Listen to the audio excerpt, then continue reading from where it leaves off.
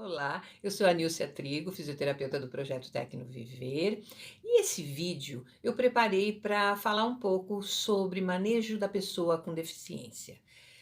Esse vídeo é para você profissional, físio, fono, TO, é para você também profissional de instituições de longa permanência, é para você um profissional que atua na escola, e para você, pai, mãe, parente de uma pessoa com deficiência que tem o seu cuidado no dia a dia. Então eu procurei juntar algumas informações que eu achei importantes e úteis para o seu, lidar diário com a pessoa com deficiência, ok?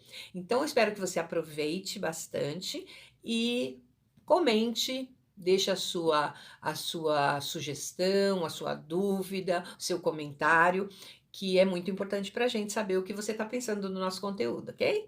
Então tá, vamos ao vídeo? A regra de ouro para a higiene nunca é demais lembrar, né?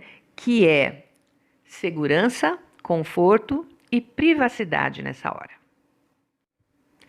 Bem, vamos falar um pouquinho nos cuidados na transferência. Vou dar uma passada sobre a questão da transferência da pessoa, mas apenas eu vou falar com relação ao cuidado do piso. Não é?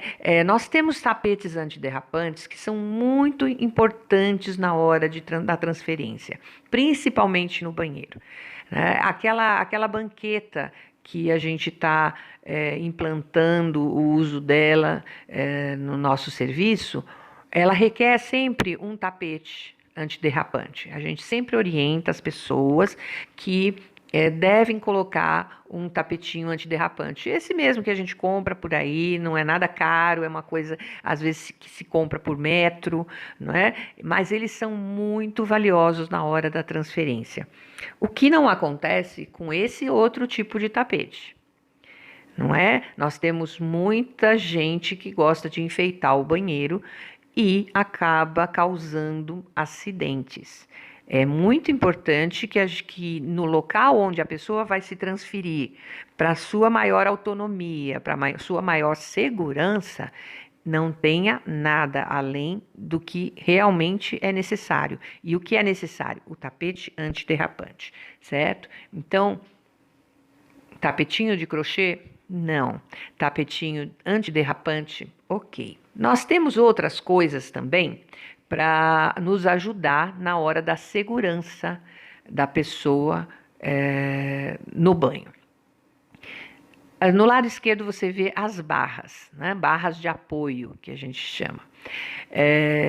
As pessoas veem essas barras, muitas vezes compram as barras, colocam por conta própria e esquecem ou não sabem que existem normas, existe a altura adequada, existe tudo já pensado, pesquisado, já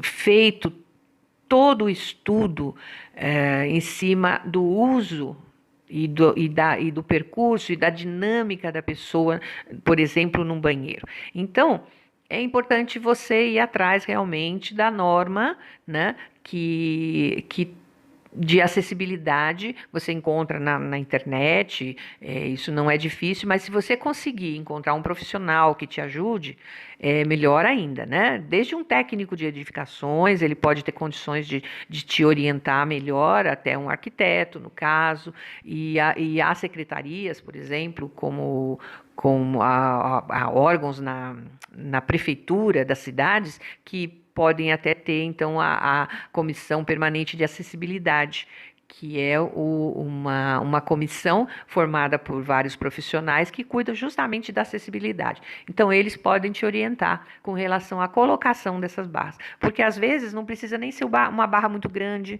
não é? Às vezes não precisa ser 2, 3 barras, você pode economizar fazendo um projeto legal para essa parte.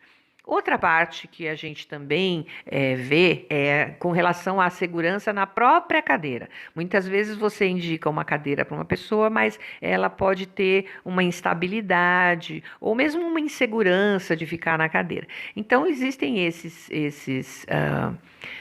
cintos que podem ser usados, e são cintos feitos com fecho em velcro mesmo, são gorgurões, que é facilmente lavável, né? E que fazem um X no tórax da pessoa e deixam essa situação mais segura e mais fácil para quem está manejando e para quem está cuidando da higiene da pessoa. Outro cuidado com relação à segurança da pessoa com deficiência ou do idoso é evitar ambientes sem iluminação. Hoje a gente tem já aquelas luzinhas que se usava geralmente para crianças, né? Elas só tinham motivos infantis. Hoje a gente tem essas luzinhas de tomada que podem ser colocadas até com fotocélula, né? Que é aquela que acende conforme o ambiente escurece, ela já acende, você não precisa se preocupar em acender e apagar. E são bem baratinhas, mas que são muito importantes, porque o risco de tombo, de queda da pessoa, ou com deficiência, ou idoso, é muito grande num ambiente sem iluminação. Esse estudo ele foi feito em 2004, né? Foi publicado, foi feito em 2002 e foi publicado em 2004 pela Revista Brasileira de Enfermagem. Mas os números não mudaram, né? Continua sendo essa frequência de fator de risco de queda no domicílio, aí no caso dos idosos, né? Mas a gente pode com certeza generalizar também para a pessoa com deficiência, tá? Mas o que abrange a maior parte do risco? O piso escorregadio e o banheiro sem piso antiderrapante. Não é? Como eu disse, o banheiro e a cozinha são os dois lugares mais perigosos numa casa. Não é? E o banheiro, em especial para o idoso ou para a pessoa com deficiência, é muito perigoso. Então, olha só, também tapetes e objetos soltos pela casa e o ambiente pouco iluminado. Então, para a segurança do nosso paciente, do nosso parente, ou para a nossa própria segurança, muitas vezes, né, é interessante que a gente observe essas coisas, né? O piso antiderrapante, a ausência de tapetes e passadeiras e outras coisas no meio do caminho, e um ambiente iluminado sempre, né?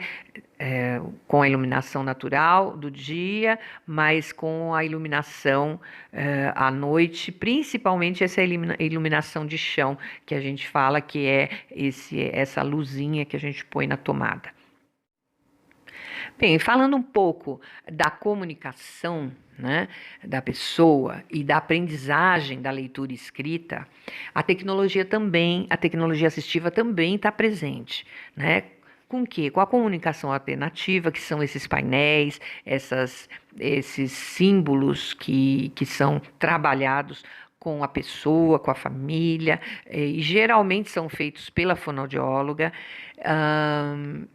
Adaptações para escrita, seja no computador, seja engrossando um lápis, engrossando uma caneta, adaptações ali, como você pode ver na fotografia, é uma adaptação feita para segurar uma ponteira, né, para usar o computador, digitar no computador. Ou então os aparelhos auditivos, né, chamados AAS, que podem facilitar, então, a comunicação dessa pessoa. Então, são recursos que a gente usa, estratégias, metodologias que a gente usa para que a pessoa com deficiência tenha a chance de desenvolver a sua leitura e a sua escrita e se comunicar. Né, se comunicar. Como eu falei daquela paciente que estava com afasia, né, e não se comunicava, a filha chegou a dizer assim, olha, mas eu sei tudo que ela quer, né, mas eu rebati dizendo o seguinte, falei, olha, você saber é uma coisa, mas ela precisa que todo mundo saiba o que ela quer. Né? Você pode não estar presente e ela precisar falar alguma coisa para alguém. Então é importante, né? Eu dei ideia da comunicação alternativa para ela Então, é muito importante que a pessoa possa se comunicar com qualquer pessoa, não é? A gente sabe muito bem que os mais próximos, os parentes, a mãe, principalmente de uma criança que não tem comunicação oral, né, que ela não fala, a mãe geralmente sabe tudo que a pessoa, que a criança quer ou não quer, né? Mas a maioria, né, a totalidade praticamente dos meus pacientes tinham mães que sabiam o que eles queriam. Só que é importante para a inclusão que ele não precise de um interlocutor em todo momento, né? Que ele possa falar por si mesmo. Então, aí eu já tive paciente que fazia atendimento em psicologia. E como que ele se comunicava com a psicóloga? Com a sua prancha, né, de comunicação alternativa. Então ele não precisava de ninguém estar ali junto para poder traduzir para o psicólogo o que ele estava pensando. Ele mesmo dava conta da conversa ali com a sua prancha de comunicação alternativa. Então é muito importante que todos esses recursos que a gente tem são bastante importantes no caso da comunicação e da leitura escrita. Bom, vamos falar um pouquinho sobre a tecnologia assistiva no que se refere à locomoção da pessoa com deficiência, do nosso parente, do nosso aluno, do nosso idoso. Então, como é que a tecnologia assistiva está presente nessa área da vida da pessoa? Principalmente o que a gente vai encontrar são andadores e muletas, né, que são usados então pelas pessoas para sua locomoção. E o que é importante a gente verificar nessa hora? Respeitar o ritmo da pessoa, não é? Não querer que ela vá mais rápido do que ela pode. Certo? Quando na escola, por exemplo, você tem a pessoa que está andando com a muleta com bastante devagar, né? Não é interessante que você apresse. É melhor programar os deslocamentos, não é? Em vez de apressar a pessoa. Então, assim, eu vou ter que chegar até o tal lugar, até a aula de educação física, por exemplo. Eu sei que ele vai levar mais tempo do que os coleguinhas, então sai um pouquinho antes da sala, não é? Já combina com o outro professor que deve esperar um pouquinho para ele chegar, para não ter aquela questão do apressamento na hora de estar usando então a muleta, o que pode causar acidente. Né? A gente tem que pensar que tanto a muleta como o andador, eles são equipamentos instáveis, não é? Então, vai depender muito da pessoa e do quanto ela está calma para fazer aquele percurso. E verificar também, o que é importante, verificar as ponteiras do equipamento, tanto do andador como da muleta. Ponteira, então, é essa parte de borracha que tem no final do equipamento, porque ele geralmente é feito de alumínio. Então, para não derrapar no chão, é que é feita essa ponteira. Só que essa ponteira gasta. E quando ela gasta, né, então a pessoa começa a tocar o metal com o chão. E isso ele pode escorregar. Então é muito importante que você de vez em quando dê uma olhadinha, né? E se notar que já está muito gasto, então pedir para o responsável, né? Ou se você mesmo for o responsável, trocar essas ponteiras. Elas custam baratinho, acha nas lojas de ortopedia normalmente, e é só trocar e realmente manter o equipamento em dia. E o piso, né? Olhar o piso, olhar se não tem, se o piso é muito escorregadio, ou se está molhado, se tem alguma sujeira que possa causar um deslizamento ali da pessoa. Então, é interessante dar uma olhada nisso. Outra coisa que a gente usa também como locomoção são as cadeiras de rodas. Mas o que eu trago aqui que é a minha preocupação para te orientar? Com relação à cadeira opcional. O que é isso? É aquela cadeira que a criança vai usar só para longas distâncias. Então, existem algumas crianças que, por exemplo, começaram um treino de marcha lá com a fisioterapeuta, estão na escola, incluídas na escola, tal, e tem lá uma orientação de que, se o percurso for muito longo, ela usar, então, a cadeira. Em geral, as pessoas que trabalham, né, em escola, elas tendem a generalizar. Então, fala assim, bom, olha, fizemos isso para aquela, a físio mandou fazer isso, então vamos fazer com essa aqui também. E o que que acontece? Na verdade, pode ser que essa outra criança não tenha essa mesma conduta, né? Que o terapeuta dela não tenha exatamente essa orientação. Então, é importante respeitar e discutir a conduta com o terapeuta referência, sempre procurando fazer aquilo que é pedido. Por quê? Porque tudo faz parte da reabilitação, tudo faz parte do desenvolvimento dessa criança, né, na sua saúde funcional. Então, se eu, por exemplo, para uma criança que a físio não indica ficar colocando na cadeira, e se eu for colocar, o que eu estou fazendo? Eu estou atrasando o desenvolvimento, eu estou atrasando o progresso dela na terapia. Então, é muito importante que a gente conheça qual é a conduta do terapeuta. Porque para cada caso é diferente. Pode ser diferente e você pode estar, em vez de estar ajudando, você pode estar atrapalhando aí uma conduta. Agora, o que a gente faz, é importante a gente perceber na hora do manejo de uma pessoa que usa a cadeira de rodas, né? Com relação ao equipamento, né, gente? Nós estamos falando aqui, a nossa informação aqui está sendo com relação ao equipamento e à pessoa. Então, o que acontece? Tanto a família como o pessoal da escola ou o pessoal da instituição deve ficar de olho em algumas coisas. Primeiro, manter os pés da pessoa bem apoiados no apoio de pés da cadeira. A gente vê muita gente sem os apoios de pé, ou então muita gente com os apoios de pé lá embaixo e o pé da pessoa mesmo não está apoiado. O apoio dos pés é muito importante para a estabilização do resto do corpo. Se você que anda, você que tem a sua locomoção natural, se você se sentar em algum local muito alto, onde o seu pé não consiga tocar lugar nenhum, quando der um pouquinho de tempo, você já vai estar procurando um apoio com o seu pé, não é? Porque realmente o nosso corpo precisa desse apoio, mesmo sentados. Então, é importante você reparar se os pés da pessoa estão apoiados no apoio, certo? Verificar também a colocação dos cintos e mantê-los sempre bem ajustados.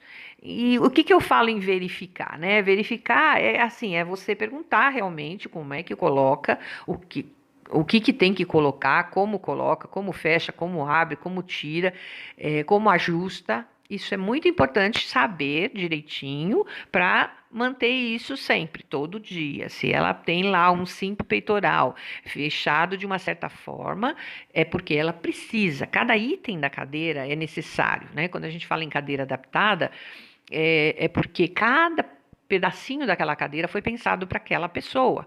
Então, a não ser que a terapeuta que pediu a cadeira falasse assim, olha, este cinto, eu já muitas vezes já entreguei cadeira que tinha o cinto peitoral, né? E com a seguinte orientação, olha, vai usar só quando for andar de ônibus. Ela não precisa do cinto peitoral, a não ser quando for andar de ônibus, ou andar de perua adaptada, né? Andar de condução. No restante do tempo ela não precisa, então vai muito da orientação do fisioterapeuta, mas em geral todos os elementos da cadeira são necessários. Então verifica a colocação dos cintos e mantém sempre eles bem ajustados. Verificar também, cuidar da higiene do equipamento. Esse equipamento, a cadeira de rodas, é o local onde aquela pessoa vai ficar sentada a maior parte do tempo, não é? É praticamente uma extensão do corpo dela. Então, todo cuidado com a higiene que a gente tem com a higiene da pessoa, a gente deve ter com a higiene do equipamento. Então, muitas vezes na alimentação, em algumas atividades que a pessoa faça, principalmente na escola, né, podem sujar a cadeira. E é importante que seja limpo, é importante que esteja sempre higienizado, né? Para que essa pessoa esteja ali confortável, segura e de uma forma saudável, porque a sujeira, né, muitas vezes traz com ela bactérias, né, micro-organismos que não devem estar ali em contato com a pele daquela pessoa. E verificar os pneus. Quando essas cadeiras tiverem pneus infláveis, tem que ser verificado sempre, toda semana tem que ser enchido, né, e calibrado os pneus e verificado se está funcionando, se não está baixo, né, porque a boa condição do pneu facilita, então, o toque da cadeira ou então a condução da cadeira por um terceiro. Então, são essas coisas que a gente precisa verificar na cadeira, basicamente, né, do nosso paciente, do aluno ou do nosso idoso, que seja, certo? Bem, vamos pensar um pouquinho sobre as órteses, né? Qual a definição de órtese? São dispositivos externos ao corpo que apoiam, posicionam e previnem e corrigem. Ou corrigem. Muito bem, apoiam o quê? O sistema músculo-esquelético para restaurar total ou parcialmente uma função. Posicionam ou imobilizam uma região ou previnem ou corrigem deformidades. Então, são dispositivos externos. O que são essas órteses? Por exemplo, as órteses suropodálicas, que a gente às vezes chama de calhas ou goteiras, que posicionam, então, o pé da pessoa para prevenir deformidades ou corrigir deformidades, não é? Mas são equipamentos externos, né? São dispositivos externos. Então, as órteses suropodálicas são as mais usadas e as órteses de posicionamento de membro superior também são as mais usadas em membro superior. São essas, a longa, né? Que pega o punho também, e essa da direita, azulzinha, que é apenas para afastar o polegar, então, do restante dos dedos. Muito bem. Com relação às órteses, o que a gente tem que saber? A gente tem que conhecer o equipamento, como tirar e como colocar do jeito certo. Então, quem vai saber isso? A terapeuta, né? Quem concedeu aquele equipamento, quem orientou, quem indicou, ou a mãe, no caso, né, da escola, perguntar para a mãe direitinho, ou no caso da instituição, perguntar para um profissional direitinho como é que se coloca aquilo, não é? Para a gente poder colocar adequadamente, tirar adequadamente. Normalmente, esses equipamentos, esses dispositivos não doem, não é para doer. Se tiver queixa de dor, então o que você deve fazer? Você tira e olha a pele, né? Verifica se tem algum ponto de pressão ou lesão e, se houver, reporta para o responsável, né? Para que não use, né? Tire o equipamento, não recoloque e não queira dar nenhum jeitinho, né, e resolver assim o problema como que a gente diz, uma gambiarra, né? Esses equipamentos em geral eles têm como serem ajustados e isso é o profissional que vai fazer, é o técnico de órteses que vai poder fazer, mas quem vai acompanhar esse tipo de coisa é o profissional, ou fisioterapeuta ou terapeuta ocupacional. E outra coisa, né? Outra coisa que pode ser usada às vezes, mas é a contenção, mas só com indicação explícita do terapeuta de referência. Contenção é uma coisa muito complicada. Existe, você pode acessar um vídeo nosso chamado Distonia, sobre distonia. Existem situações que a gente pode usar uma contenção temporariamente, né, para a segurança da pessoa. mas não de uma forma permanente, nunca de uma forma permanente, e tem que se saber exatamente como fazer isso, senão, em vez de você estar ajudando, você pode estar atrapalhando. Então, realmente é discutir com o terapeuta de referência a possibilidade, se você acha, se você tem ideia de que aquilo vai favorecer, converse com o terapeuta para saber direitinho sobre a possibilidade de como fazer isso.